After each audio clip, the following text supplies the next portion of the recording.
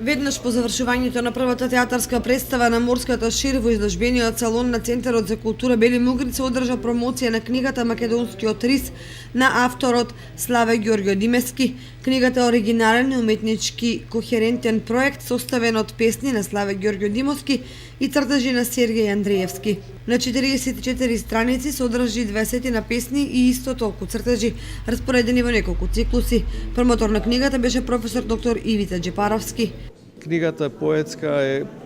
единствено дело во македонската култура, затоа што представува поврзување на двајца автори, но не на ниво на илустрирање на песните. Сергеј Андреевски не ги илустрира песните на Славе Ѓорѓо Димовски, туку тој дава едно сопствено видување на рисот, дава една своја визија експресионистичка, а од друга страна пак Славе Ѓорѓо Димовски со ова свое поетско дело испишува нови страници во рамките и на неговиот севкупен книжевен и поетски опус. Туку многу повеќе дава една своја визија и символика, не само на односот меѓу природата и културата, фактот дека рисот е животно кое што е наше национално, дури го имаме и на парите наши, на металните пари се појавува рисот, и фактот дека рисот се помалку го има на овие простори, една убава метафорика и една убава символика која што авторот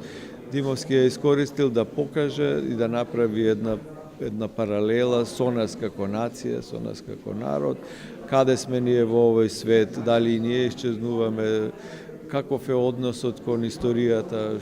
кои се тие проблеми кои нам ни доаѓаат однадвор или однатре, со кои што се соочуваме,